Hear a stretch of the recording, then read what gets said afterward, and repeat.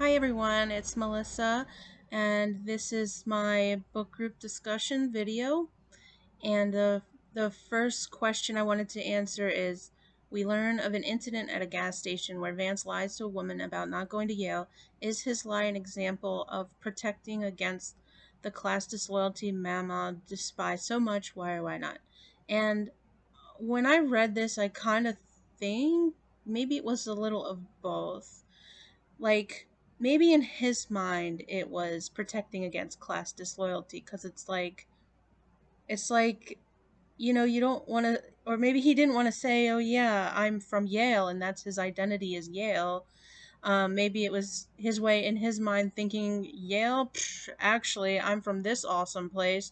um so he didn't want to like disown where he came from. He's still holding on to it because it's a point of pride.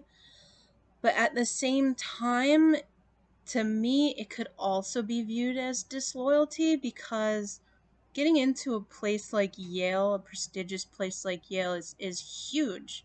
Um, and I think it would be good to admit that you're from Yale, but also from your background, because it's like saying, hey, people from this background and my clan can still do these awesome things.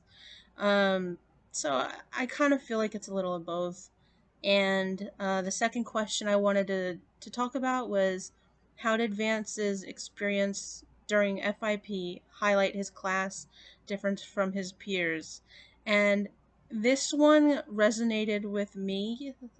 Like, that part of the book resonated with me so much, because it's like, when you come from a sort of low class background or hillbilly background, and then you are thrown into like a college scene, or any sort of what's considered an upper class scene or something, you really feel kind of alien. And just like what Vance had to do, you're taking in so much and just trying to figure everything out on the fly.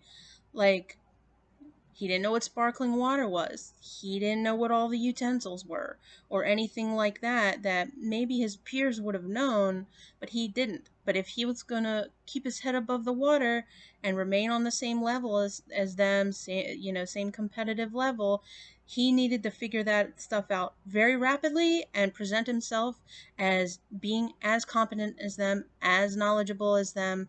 And that's a really difficult task, but you know, it's not lost on you that you are not on the same level as them. It can be really frustrating, and it takes a lot of work to feel competent in being on the same level. The first general point I wanted to focus on was the macro micro environments, because in the chapter with the FIP and all that, it really stands out that he is from a completely different system.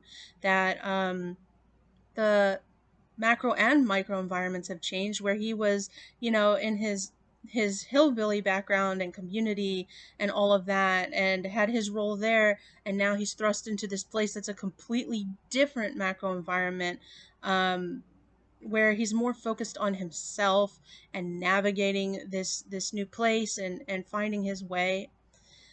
And the other thing I wanted to focus on was family systems. I think family systems does play a role in this, because in the old environment he came from, he knew his place, he knew what role he played, and how it influenced the people in his community, in his family, mama, his sister, his mother, and all of that. These are things and people and patterns that he's been used to, and it gave him a role.